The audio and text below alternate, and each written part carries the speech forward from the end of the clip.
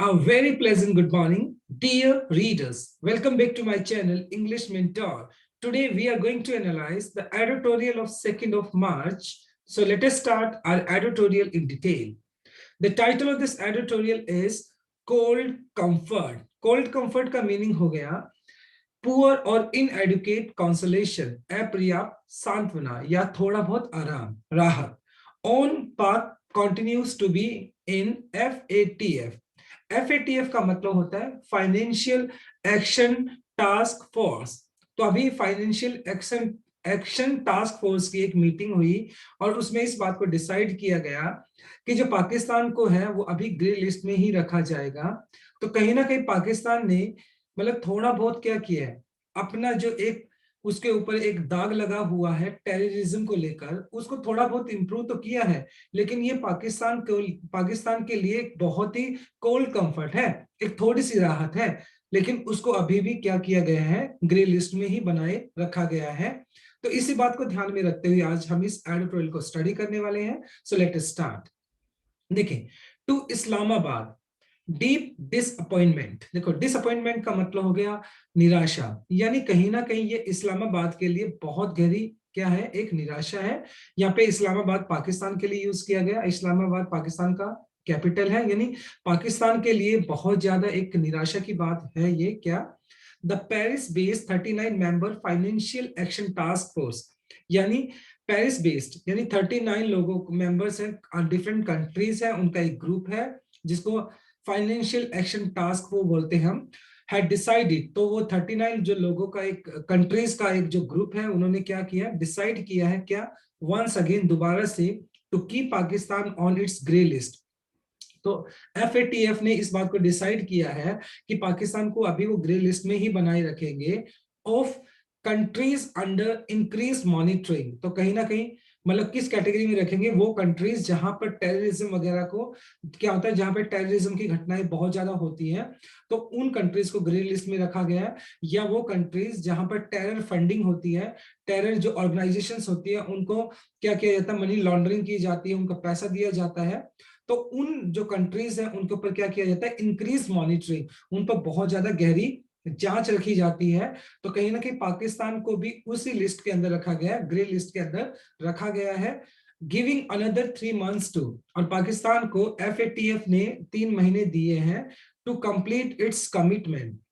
तो कहीं ना कहीं पाकिस्तान ने अपना कमिटमेंट दिया था कि वो जो 39 मेंबर्स का जो एक फाइनेंशियल जो एक्शन टास्क फोर्स है, उनको कमिटमेंट दिया था कि उनको क्या है, 27 पॉइंट्स को क्या करना था पाकिस्तान को. FATF ने क्या किया था, पाकिस्तान को 27 पॉइंट एक वो दिया था, एक मतलब एक टारगेट दिया था, जिसके तहत पाकिस्तान ने इस बात को कमिट किया था कि वो जो 27 पॉइंटर जो है, क्या दिया गया, एक्शन लिस्ट दी गई है, तो पाकिस्तान उसके खिलाफ क्या लेगा, एक्शन लेगा. लेकिन कहीं ना कहीं पाकिस्तान है मतलब कुछ पर्टिकुलर पार्ट्स को फिर भी वो मिसिंग कर गया, वो उसके ऊपर डिसीजन नहीं ले पाया और उसके ऊपर वो एक्शन नहीं ले पाया, जिसके तहत उसको ग्रे लिस्ट में रखा गया. देखते हैं आप, देखो, it give another 3 months to complete its commitment. और कहीं ना कहीं पाकिस्तान को जो रिमेनिंग पॉइंट्स है, जिसको पाकिस्तान कंप्लीट नहीं कर पाया, उसको कंप्लीट करने के लिए उसको 3 महीने ज्यादा मिल गई. आफ्टर बीइंग रिमूव्ड, ऐसा नहीं पाकिस्तान के साथ पहली बार हुआ, पाकिस्तान को पहले भी ग्रे मतलब पाकिस्तान को इस ग्रुप से रिमूव कर दिया गया था. देखिए, जो कंट्री अपने उन जो एक्शंस पॉइंट है अगर उनको पूरा नहीं किया जाता, तो उसको इस ग्रुप से बाहर निकाल दिया जाता है. तो पहले भी पाकिस्तान के साथ ऐसा हुआ था कि 2015 में पाकिस्तान ने जो FATF ने पॉइंट्स दिए थे, उन पॉइंट्स पे काम करना था, तो पाकिस्तान उसमें फेल रहा, जिसके तहत उसको क्या किया गया, उस लिस्ट से बाहर निकाल दिया गया 2015 में. Pakistan was put back on its in it June 2018. और फिर बाद में फिर पाकिस्तान को FATF का जो मेंबरशिप है, उसको फिर दोबारा से उसके अंदर जून 2018 को शामिल कर लिया गया.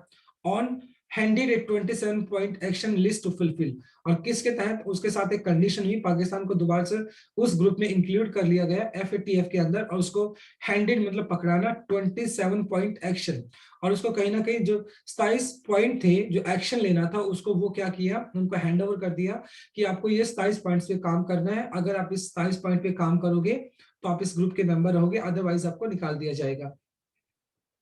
ऑन थर्सडे की अगर बात की जाए, FATF प्रेसिडेंट, जो FATF के प्रेसिडेंट है मार्कस प्लेयर, जो कि उन्होंने अनाउंस किया that although Pakistan has made significant progress, हालांकि सिग्निफिकेंट का मतलब आप कह सकते हो इंपॉर्टेंट, हालांकि जो 27 पॉइंट्स दिए थे उनमें से कुछ पॉइंट्स के ऊपर पाकिस्तान ने अच्छी प्रोग्रेस की है।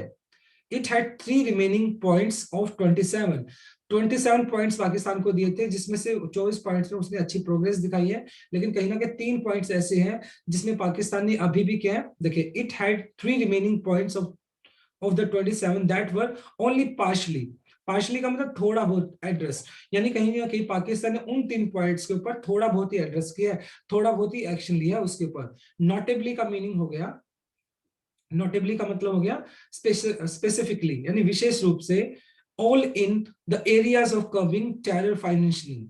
और जो 3 पॉइंट्स है ना, ये जो मेनली जो रिमेनिंग है वो कौन से पॉइंट्स है, कहीं ना कहीं वो टेरर फाइनेंसिंग लेकर, टेरर फंडिंग जो होता है उसको लेकर है।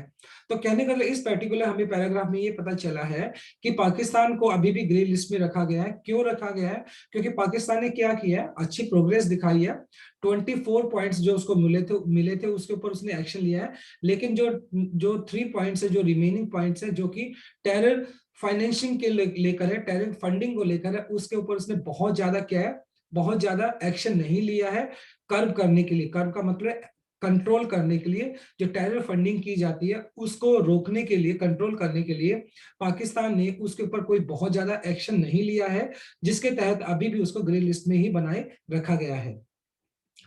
चलो इसको कुछ ग्रामर कॉन्सेप्ट की बात कर लेते हैं, देखते हैं ध्यान से। देखें, टू डीप डिसअपॉइंटमेंट, यहाँ पे टू के साथ ही ये फ्रेज स्टार्ट होता है, विद के साथ स्टार्ट नहीं होता, जनरली विद के साथ एरर दे दिया जाता है। 39 मेंबर, देखें जनरली क्या होता है, जब हाइफन के बाद, अब देखो न्यूमेरिकल के बाद अगर आपको हाइफन दिया होता है और उसके बाद अगर आपका कोई नाउन दिया होता है जो कि एडजेक्टिव के प्लेस पे आ जाते हैं, तो उस जगह पे आप उसको सिंगुलर ही ट्रीट करते हैं, मेंबर हो जाएगा, यहाँ पे मेंबर्स नहीं होगा, बिल्कुल ठीक है, यहाँ पे मेंबर ही होगा। हैड डिसाइडेड आपका प्रेजेंट परफेक्ट का स्ट्रक्चर हो गया, हैज प्लस V3 होता है, तो हमने डिसाइड का डिसाइडेड कर दिया, ठीक है। एक्शन टास्क वो सिंगुलर था तो इसलिए हमने हैज यूज कर लिया। देखो इट्स किसके लिए यूज किया गया, ये पॉजेसिव एडजेक्टिव हो गया जो कि FATF के लिए यूज किया गया है। मॉनिटरिंग आपका नाउन हो गया, तो जो इंक्रीज है आपका V3 यानी पास्ट पार्टिसिपल हो गया जो कि एडजेक्टिव की तरह यूज किया गया है। फिर इट्स, फिर दोबारा से यहाँ पर क्या हो गया, पाकिस्तान के लिए यूज किया गया, ये पॉजेसिव एडजेक्टिव हो गया। आफ्टर आपका क्या एक प्रेपोजिशन है, प्रेपोजिशन के बाद आप जीरेंड यूज करते हो तो इसलिए बीइंग यूज कर लिया, लेकिन बीइंग के बाद आपने V3 यूज किया तो ये जीरेंड का पैसिव हो गया आपका, राइट। इसके साथ साथ अगर बात करता हूं हैज मेड, ये आपका प्रेजेंट परफेक्ट हो गया। साथ के साथ अगर बात करते हैं वर ओनली पार्शियली एड्रेस्ड, ये पैसिव स्ट्रक्चर हो गया आपका। ये V3 आपने यूज कर लिया, देखो पास्ट में बी का सेकंड फॉर्म जो होता है वो जो वर होता है प्लूरल हो गया, तो वर हो गया आपका, उसके बाद V3 आपने यूज कर लिया।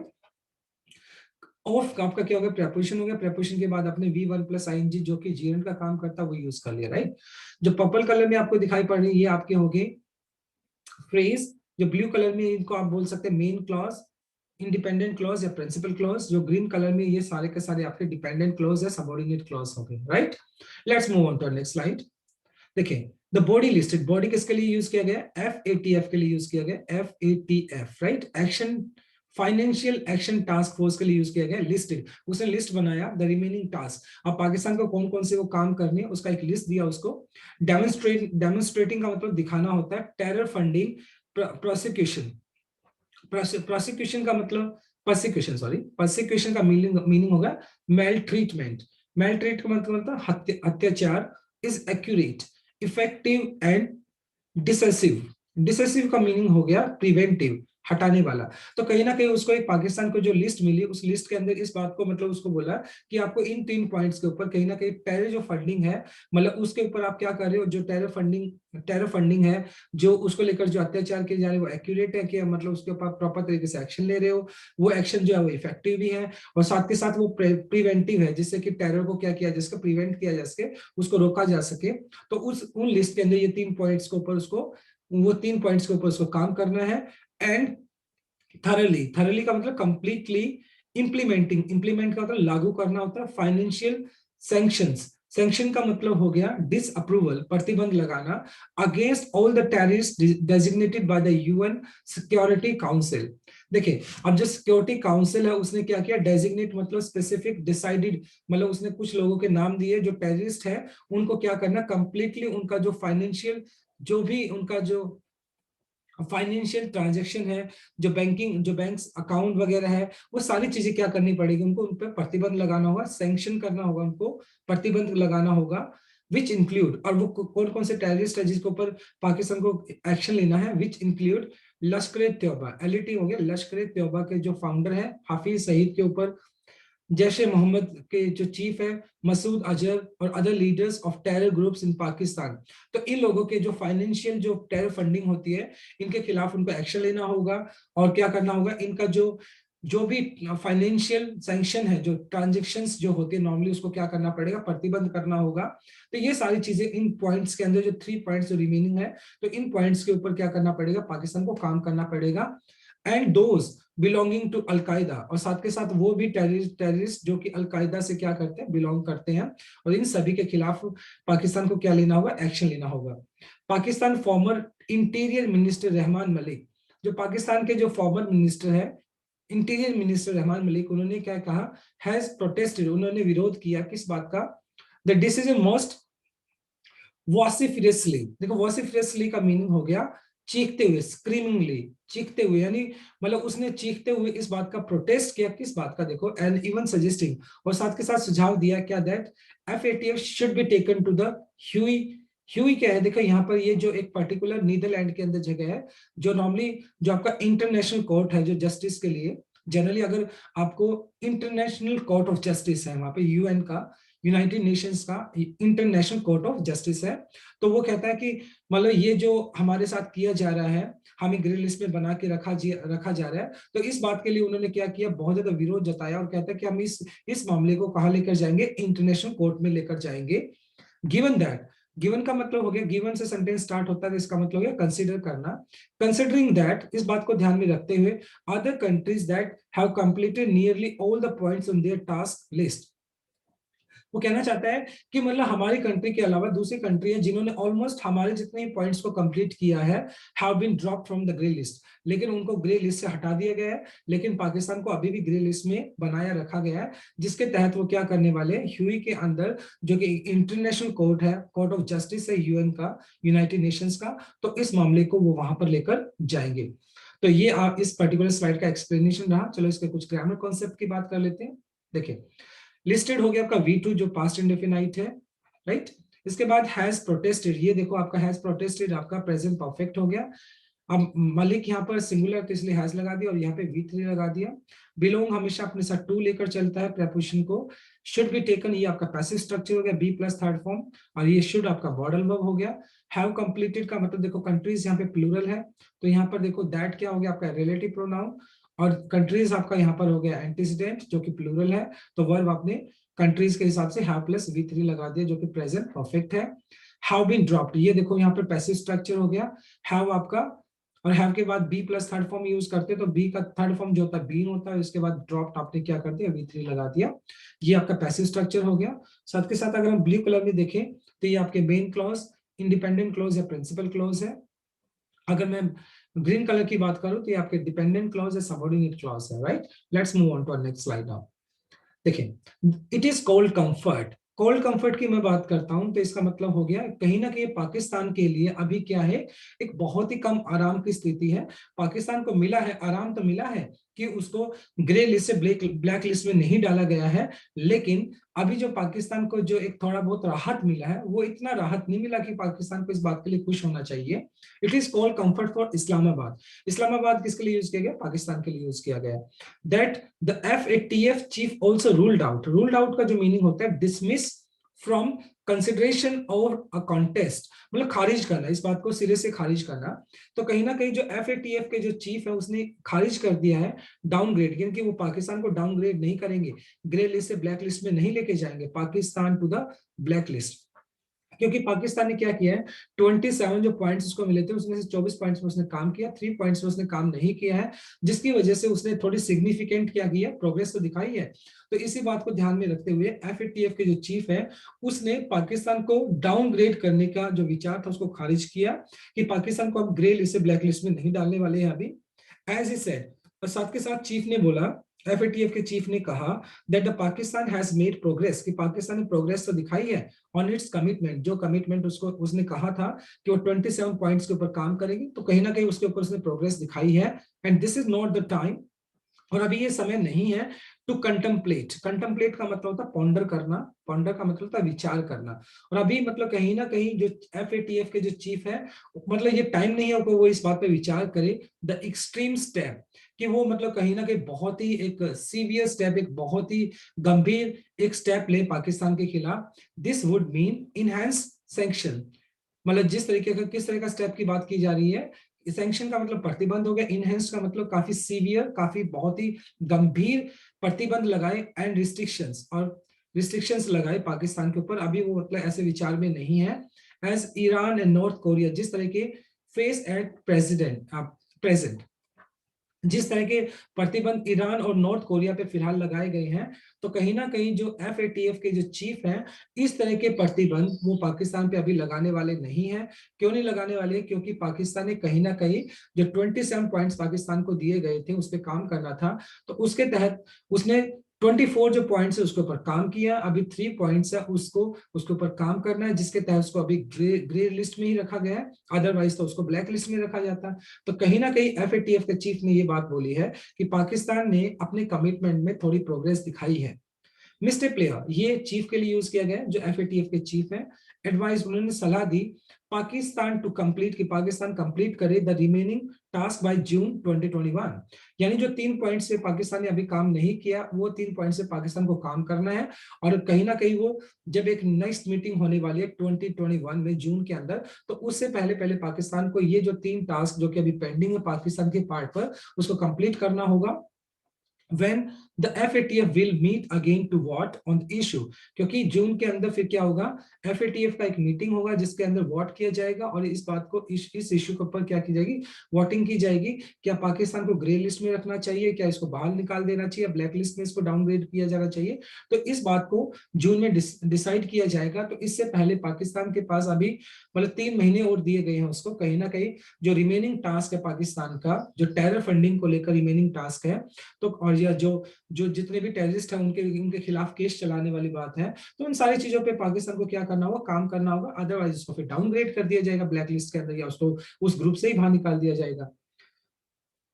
द एफएटीएफ डिसीजन कोइंसाइड्स का मतलब हो गया मेल खाना, right, with the first sign of था बिटवीन इंडिया एंड पाकिस्तान 2016। देखिए 2016 के अंदर इंडिया और पाकिस्तान के अंदर एक साइन हुआ था, मतलब था, उसको बोल सकते हैं साइन ऑफ था, जिसके तहत क्या था, जो इंडिया के जो प्रिजनर थे, ठीक है, इंडिया और जो पाकिस्तान के जो प्रिजनर थे, इंडिया ने पाकिस्तान के प्रिजनर को छोड़ दिया और पाकिस्तान ने इंडिया के प्रिजनर को छोड़ दिया। तो ये एक मतलब क्या था, उनके बीच में एक समझौता हुआ था, एक क्या हुआ था, साइन हुआ था। तो कहीं ना कहीं ये जो अभी एफएटीएफ का जो डिसीजन है उसी पर्टिकुलर सिचुएशन के साथ क्या करता है, मेल खाता है, राइट।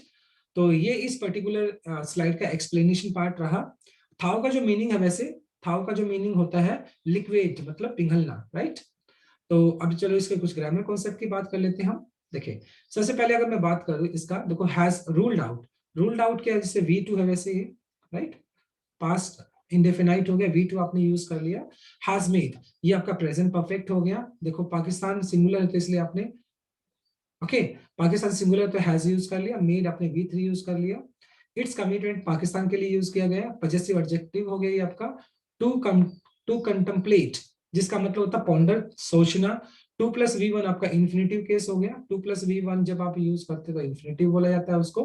साथ के साथ अगर बात करता हूँ इनहेंस सेक्शन, सेक्शंस का मतलब हो गया नाउन आपका, प्रतिबंध होता है। इनहेंस का मतलब कहीं ना कहीं बड़ा हुआ, सीवियर, उसके लिए यूज करते हैं। यहाँ पे ये V3 आपने यूज किया जो कि आपका पास्ट पार्टिसिपल है, एडजेक्टिव की तरह काम करता है।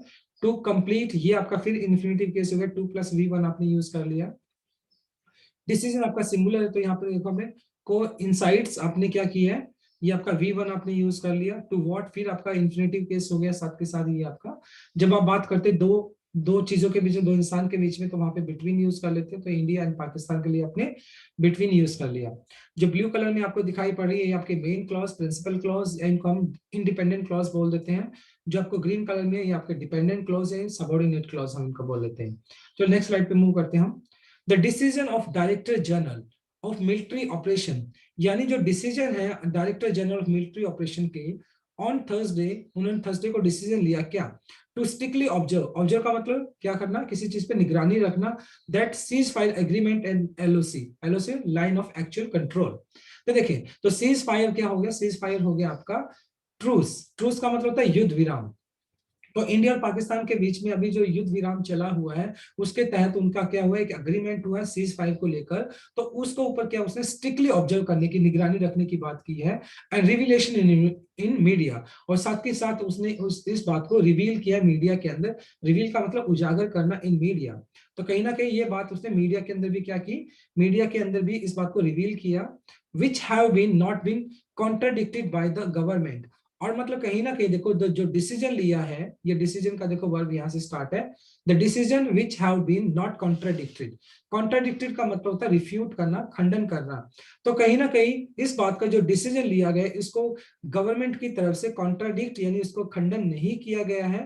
दैट नेशनल सिक्योरिटी एडवाइजर, जो हमारे कंट्री के नेशनल सिक्योरिटी एडवाइजर है Ajit Doval, has been in touch with the senior officials including Pakistan Army Chief। तो कहीं ना कहीं हमारे जो नेशनल सिक्योरिटी के एडवाइजर हैं अजीत डोवाल जी, वो क्या है, वो लगातार senior officers including Pakistan army, Pakistan army के जो सीनियर ऑफिशियल्स हैं उनके लगातार टच के अंदर है।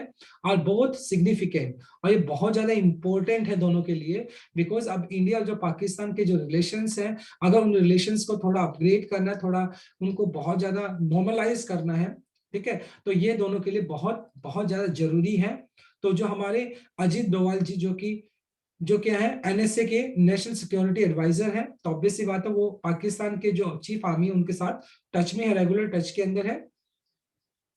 द जॉइंट स्टेटमेंट, और दोनों की स्टेटमेंट की अगर बात की जाए, इंडिया और पाकिस्तान के जो चीफ है उनकी जो स्टेटमेंट की बात की जाए, commits to resolving, commits to resolving, resolving का मतलब सॉल्व करना किसी चीज को, call issue that lead to violence between the two countries. और दोनों इस बात के लिए कमिट, मतलब दोनों इस बात के लिए क्या है, समर्पित है। मतलब उनकी स्टेटमेंट में ये क्या है कि दोनों को इस बात के लिए समर्पित होना चाहिए कि जो उनका कोर इशू है, कोर इशू मतलब जो मेन इशू है क्या है, वो टेररिज्म को लेकर है, जिसकी वजह से वायलेंस होता है दोनों साइड्स के बीच में। तो उसको क्या करना पड़ेगा, उसको उनको समझना होगा, उसको दूर करना होगा। इंडिकेटिंग का मतलब है इशारा करते हुए more dialogue between India and Pakistan. अगर हमें इंडिया और पाकिस्तान के रिलेशंस को सुधारना है तो ऑब्वियस सी बात है दोनों के बीच में डायलॉग होना चाहिए, बातचीत होनी चाहिए इंडिया और पाकिस्तान के बीच में।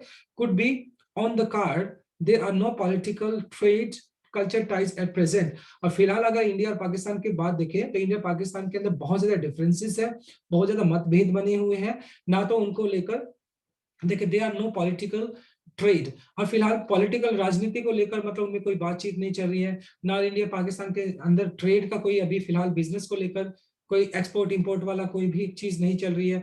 कल्चरल टाइज, या अगर बात करें कल्चर को लेकर तो उसमें भी मतलब टाइज का मतलब हो गया वैसे किसी चीज को जोड़ना, बांधना। तो यानी फिलहाल इंडिया और पाकिस्तान के बीच में ना तो कोई पॉलिटिकल, ना कोई ट्रेड को लेकर, ना कोई कल्चर को लेकर किसी भी तरह का कोई रिलेशन नहीं है। तो अगर हमें इंडिया पाकिस्तान के रिलेशन को क्या करना है, थोड़ा इंप्रूव करना है, सुधारना है, तो कहीं ना कहीं उनमें क्या होना चाहिए, डायलॉग होना चाहिए, बातचीत होनी चाहिए। तभी ये जो एक बहुत ही डिफिकल्ट सिचुएशन है इंडिया पाकिस्तान के बीच में, बहुत ज्यादा डिस्प्यूट बना हुआ है, इसको क्या किया जा सकता है, इसको रिजोल्व किया जा सकता है। तो दोनों कंट्रीज को क्या करना होगा, कहीं ना कहीं कमिटेड होना पड़ेगा इस पर्टिकुलर कोर इश्यू को, जो मुख्य मुद्दा है, इसको क्या करने के लिए, इसको सुधारने के लिए, इसको ठीक करने के लिए। चलो इसको कुछ ग्रामर कॉन्सेप्ट की बात कर लेते हैं। देखिए सबसे पहले अगर मैं बात करता हूं, टू स्ट्रिक्टली ऑब्जर्व, 2+V1 आपने यूज किया तो इन्फिनेटिव केस यूज कर लिया आपने, 2+V1 आप यूज कर लेते हैं। साथ के साथ देखो विच हैव बीन कॉन्ट्राडिक्टेड, अब देखो विच किसके लिए यूज किया गया, डिसीजन के लिए यूज किया गया है, राइट। अगर बात करें तो have been not been contradicted, देखो यहाँ पर आपने ये पैसिव स्ट्रक्चर यूज कर लिया, बी प्लस थर्ड फॉर्म, ठीक है। हैव के बाद आपने बी का थर्ड फॉर्म यूज कर लिया, बीन होता है, तो ये आपका पैसिव स्ट्रक्चर हो गया। कमिट जो होता है वो अपने साथ टू लेकर चलता है, तो इसके बाद आपने देखो कमिट के बाद कमिटेड टू और उसके बाद आपने V1 प्लस ING लगाए तो आपका ये क्या हो गया, जीरंड हो गया। तो कमिटेड टू होता है या कमिट टू होता है, ये अपने साथ जीरंड लेकर चलता है।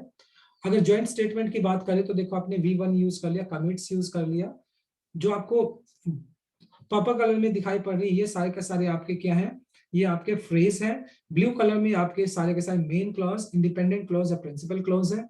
ग्रीन कलर में आपके डिपेंडेंट क्लॉज या सबऑर्डिनेट क्लॉज है। Let's move on to next slide. अब देखो Pakistan next step on FATF। देखो पाकिस्तान की अगर बात करें तो पाकिस्तान का जो नेक्स्ट स्टेप है FATF को लेकर, फाइनेंशियल एक्शन टास्क फोर्स को लेकर डायरेक्टिव, यानी डायरेक्टिव हो गया जो FATF ने पाकिस्तान को इंस्ट्रक्शन दी है, जो हिदायतें दी हैं, तो उसको ध्यान में रखते हुए पाकिस्तान को नेक्स्ट स्टेप क्या करना होगा, टू सक्सेसफुली प्रोसिक्यूट। देखो प्रोसिक्यूट का मतलब होता है bring a criminal action against, यानी मुकदमा चलाने की जरूरत है। किन के खिलाफ, जो टेररिस्ट हैं उनके खिलाफ पाकिस्तान को क्या करना पड़ेगा, उनके खिलाफ मुकदमा चलाना होगा। एंड टेरर फाइनेंशियल्स, मतलब जो लोग टेरर फंडिंग करते हैं, जो टेरर ग्रुप्स हैं उनको क्या करता है, मनी प्रोवाइड कराते हैं टेररिस्ट के खिलाफ, और जो टेरर ग्रुप को फंडिंग करते हैं उनके खिलाफ क्या करना पड़ेगा, पाकिस्तान को एक्शन लेना होगा। उनके खिलाफ क्या करना पड़ेगा, केस चलाने होंगे। Identify by the group are in its on interest. और अगर ऑब्वियस सी बात है, अगर पाकिस्तान ऐसा करता है तो ये पाकिस्तान के इंटरेस्ट में होगा, पाकिस्तान के बेनिफिट में होगा, क्योंकि पाकिस्तान अगर ये स्टेप्स को पूरा नहीं करेगा तो डेफिनेटली सी बात है उसको ब्लैक लिस्टेड कर दिया जाएगा या उसको उस पर्टिकुलर ग्रुप से बाहर निकाल दिया जाएगा। Any proposed new Delhi Islamabad engagement, propose का मतलब हो गया डिसाइडेड, सजेस्टेड। और पाकिस्तान और इंडिया के बीच में देखो दिल्ली मतलब इंडिया हो गया, इस्लामाबाद पाकिस्तान हो गया, और एंगेजमेंट मतलब हो गया कहीं ना कहीं अग्रीमेंट की बात कर रहे हैं हम। In the next few months would get a much needed boost.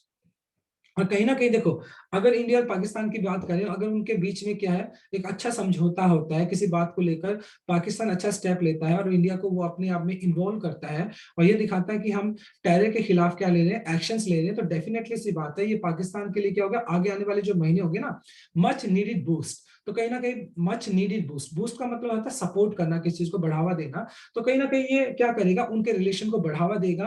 और डेफिनेटली सी बात है कि पाकिस्तान के लिए कहीं ना कहीं एक बहुत ही एक मोटिवेशन होगा, पाकिस्तान के लिए कहीं ना कहीं एक बहुत अच्छा स्टेप होगा कि अगर वो इन सारे टेररिस्ट या जो टेरर फंडिंग करते हैं इनके खिलाफ एक्शन लेते हैं, तो इंडिया जो पाकिस्तान का जो रिलेशन फिलहाल जो डिस्प्यूट में है बहुत ज्यादा, उसको बूस्ट मिलेगा, कहीं ना कहीं उसमें सुधार आएगा बहुत ज्यादा। इफ पाकिस्तान, देखिए इफ पाकिस्तान ट्रेवर्स, ट्रेवर्स का मतलब हो गया कहीं ना कहीं travel across, to pass over, कहीं ना कहीं पार करना। अगर पाकिस्तान क्या करती है, लास्ट माइल, पाकिस्तान के पास अभी क्या है, लास्ट माइल किसके लिए यूज किया गया, देखो अभी पाकिस्तान को 27 पॉइंट मिले थे, उसमें 24 पे उसने काम किया और 3 पॉइंट्स अभी उससे काम नहीं कर पाए। तो कहीं ना कहीं पाकिस्तान के अब ये लास्ट माइल है, ये लास्ट स्टेप रहेगा पाकिस्तान के लिए। अगर वो टेररिस्ट और जो टेरर फंडिंग करते हैं, अगर उनके खिलाफ केस लेते हैं, अगर उनके खिलाफ केस मतलब डालते हैं, उनको अरेस्ट किया जाता है, एक्शन लिया जाता है उनके खिलाफ on the FATF grey list, जो क्योंकि अभी पाकिस्तान को उन पॉइंट्स के तहत ग्रे लिस्ट में रखा गया है, तो डेफिनेटली सी बात है addressing India main grievance over cross border terror, क्योंकि इंडिया का जो मेन ग्रीवेंस है ना, जो मतलब ग्रीवेंस का मतलब अगर मैं बात करूं तो कहीं ना कहीं जो इंडिया का जो दुख है अक्सर, जो इंडिया का सबसे बड़ा जो प्रॉब्लम है, समस्या है इंडिया को, पाकिस्तान की तरफ से क्या आता है, क्रॉस बॉर्डर टेरर होता है। क्योंकि पाकिस्तान से जो टेररिस्ट है वो इंडिया के अंदर आते हैं, वहां पर वो क्या करते हैं, वायलेंस क्रिएट करते हैं, लोगों को मारते हैं। तो इंडिया हमेशा से इस बात का कंसर्न रहा है। अगर क्या करती है पाकिस्तान, इंडिया अगर पाकिस्तान क्या करते हैं, इन टेररिस्ट या टेरर जो फाइनेंसर्स हैं या जो टेरर फंडिंग करते हैं, इनके खिलाफ केस लेती है, तो कहीं ना कहीं इंडिया और जो पाकिस्तान का जो रिलेशन है उसको क्या होगा, बूस्ट मिलेगा। और साथ के साथ क्या होगा, on cross border terrorism that emanates, emanates का मतलब होता है इमर्ज, उत्पन्न होना, फ्रॉम इट्स सॉइल, इट्स किसके लिए यूज किया गया, पाकिस्तान के लिए। तो हमेशा इंडिया के लिए एक बहुत बड़ा विषय रहा है, क्योंकि पाकिस्तान की सॉइल है, जो यानी जमीन है, वहां पर टेरर होता है। और क्या होता है, वो जो टेरर है क्रॉस बॉर्डर, क्रॉस बॉर्डर यानी कि क्या करते हैं, जो पाकिस्तान के जो टेररिस्ट होते हैं, पाकिस्तान की बाउंड्री को क्रॉस करके इंडिया में आ जाते हैं, जो कि वहां पे फिर वो टेरर करते हैं, टेरर अटैक्स करते हैं, जो कि बहुत ही इनजस्टिस है इंडिया के साथ। तो इस बात को ध्यान में रखते हुए अगर पाकिस्तान इन टेररिस्ट और टेरर फाइनेंशियल्स जो है, टेरर फंडिंग करने वाले हैं, इनके खिलाफ अगर एक्शन लेती है तो कहीं ना कहीं पाकिस्तान के फायदे में होगा, उसके इंटरेस्ट में होगा, क्योंकि अभी फिलहाल पाकिस्तान को ग्रे लिस्ट में रखा गया है। अगर पाकिस्तान इन चीजों पर केस लेती है तो उसको ग्रे लिस्ट से बाहर निकाल दिया जाएगा, नहीं लेती है तो शायद उसको ब्लैक लिस्टेड कर दिया जाए या फिर उसको इस ग्रुप से बाहर निकाल दिया जाए, राइट। तो ये इसका पर्टिकुलर एक्सप्लेनेशन था।